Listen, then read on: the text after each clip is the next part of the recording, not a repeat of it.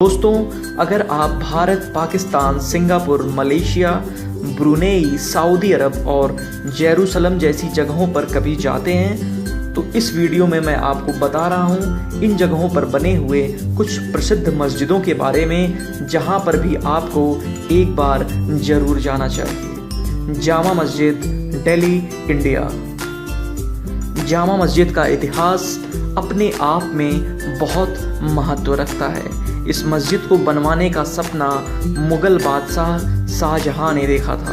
उनका सपना एक ऐसी इबादतगाह का निर्माण कराना था जिसे देखते ही दिल सजदे के लिए मचल जाए।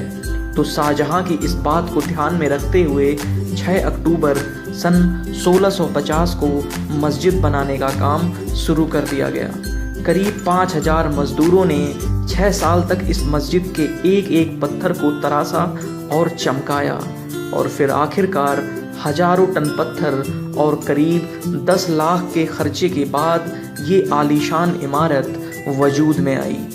अगर इस मस्जिद के वास्तुकला की बात की जाए तो जामा मस्जिद में 3 मुख्य द्वार, 4 बुर्ज और 40 मीटर ऊंची 2 मीनारें हैं जिन्हें लाल बलुआ और सफ़ेद संगमरमर से बनाया गया है।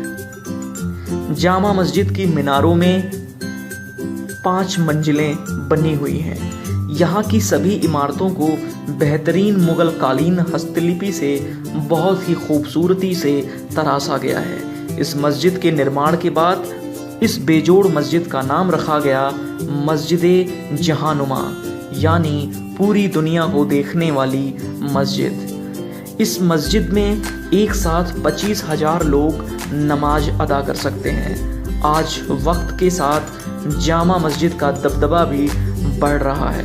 इस मस्जिद की सबसे बड़ी ताकत यहाँ जुमे की नमाज में जुटने वाली भीड़ है। तो दोस्तों, अगर आप कभी इंडिया के दिल्ली ट्रिप पर आते हैं तो एक बार जामा मस्जिद जरूर आएं और गवाह बने इस मस्जिद की भव्यता और यहाँ की खूबसूरती का। जहीर मस्जिद, मलेशिया। यह मस्जिद मलेशिया की सबसे बड़ी और सबसे पुरानी मस्जिद है। ये मस्जिद 1912 में बनकर तैयार हुई और इसका वित्त पोषण सुल्तान तजुद्दीन मुकर्रम शाह के बेटे तुंकू महमूद ने किया था।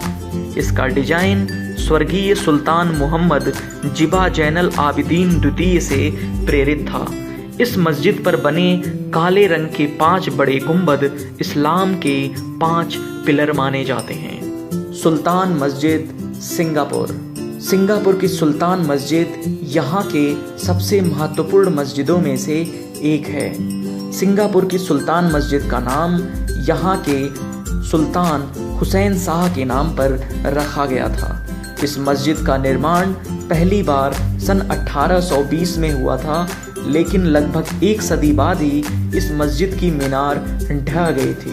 तब इसका दोबारा निर्माण शुरू हुआ, जो निर्माण कार्य पूरा हुआ सन 1932 में। सिंगापुर की सुल्तान मस्जिद मुसलमानों के लिए बहुत मायने रखती है और इसे सिंगापुर की राष्ट्रीय मस्जिद भी माना जाता है।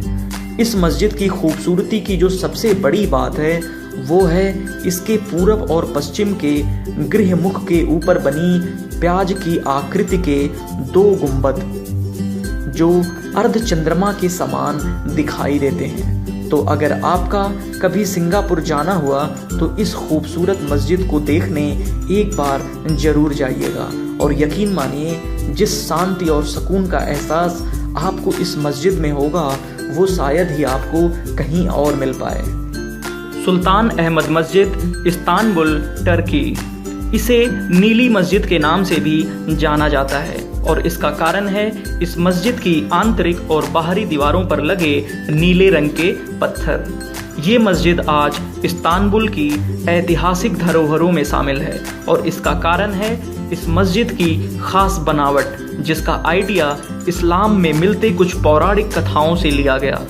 इस मस्जिद की एक जो सबसे खास बात है वो है इस मस्जिद के नाम एक खास रिकॉर्ड होना। जिसके अनुसार ये दुनिया की दूसरी ऐसी मस्जिद में शुमार है जहां एक पोप ने प्रार्थना की थी। दरअसल पोप बेनेडिक्ट 16 ने सन 2006 में इस मस्जिद के इमाम के साथ पूरे 2 मिनट तक आंख बंद करके प्रार्थना की थी।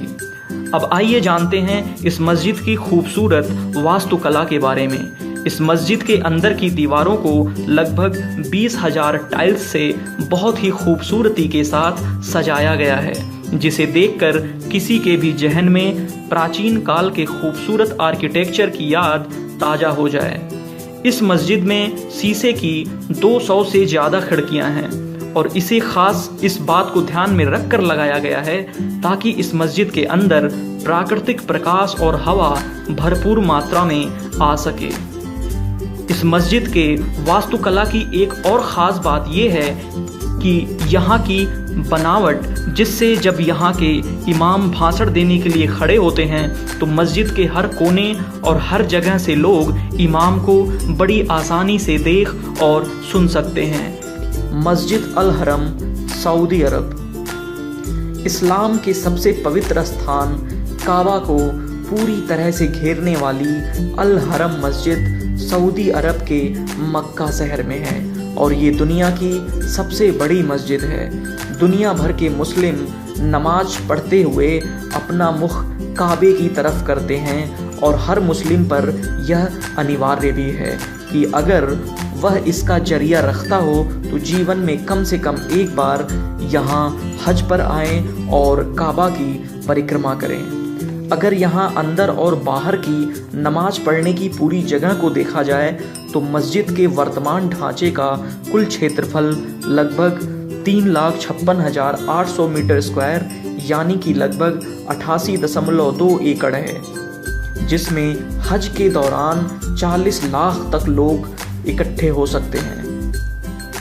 अगर हम इस्लामिक नियमों की माने तो हर मुसलमान को ज़िंदगी में एक बार हज की यात्रा पर जरूर आना चाहिए। इस यात्रा में काबा के 7 चक्कर घड़ी की विपरीत दिशा में लगाने होते हैं और यही प्रक्रिया हज यात्रियों को उमराह के दौरान भी करनी होती है। अल अक्सा मस्जिद, जेरूसलम।